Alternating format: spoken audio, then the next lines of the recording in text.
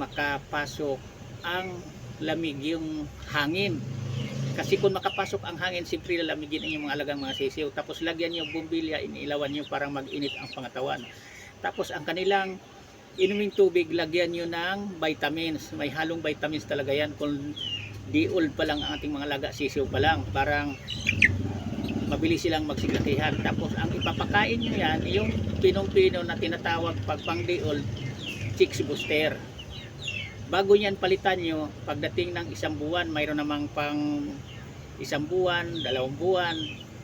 Yan lang ang sundan nyo na proseso para ang inyong mga alagang mga sisiw mabilis masiglakihan, healthy maglaki ang inyong mga alagang mga sisiw.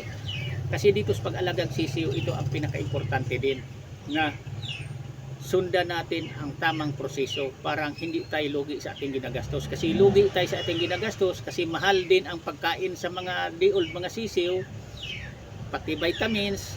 Pagkatapos hindi naman natin ginagamit ang tamang mga pamaraan para nga mas lalo sila nga healthy, malusog na masiglakihan.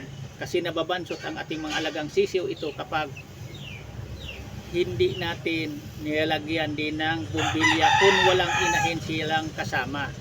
Di bali sa mga sisiw yung na nagpisa sila na nilibliman sa inahin nila, pwedeng isama nyo lang ang kanilang inahin, parang hindi na kailangan pang bumbilya galing sa kuryente na mag-init ang mga katawan sa mga sisiw.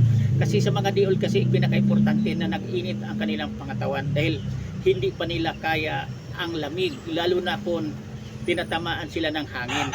Dapat hindi talaga tinatamaan sa hangin ang mga di-old natin. Takpan natin yan, parang hindi sila lamigin, parang hindi sila nababansot. Yan ang mga pamaraan dito sa pag-alaga ng mga sisiw. Tingnan nyo itong sa akin, ito ang pagpapatunay ko sa inyo sa nakasubaybay nito na ginawan ko konting video noong pagkapisa nito doon sa kabila, dilimliman sa inahin kong naglilimlim. Ito siya ang anak. Buhay sila lahat, walang nagkaroon ng sipon. Dahil ang number 1 kong pagpili din sa ginamit kong inahin, kinuhaan kong lahi pang materialis, yung hindi talaga sakitin. Kasi ang ina din ito nila, hindi talaga nagkaranas ng sakit-sakit kahit isang beses nagkasipon. Kaya iyon ang napili ko na ginamit kong huwag lahi pang materialis. Yan ang pinaka-importante din.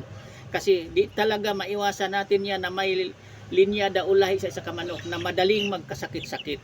May manok din talaga nga malayong magkasakit-sakit, mataas ang mga resistensya. Yan ang sinasabi kasi kapag ang manok na lahi nila mataas ang mga resistensya, hindi basta-basta yung kapitan ng sakit-sakit sipon.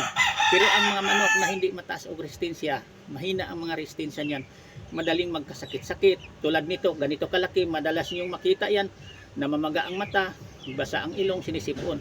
Pero sa mga lahi na mga mataas o resistensya, hindi mga sakitin, hindi ka makakita ganito kalaki na nagkasipon.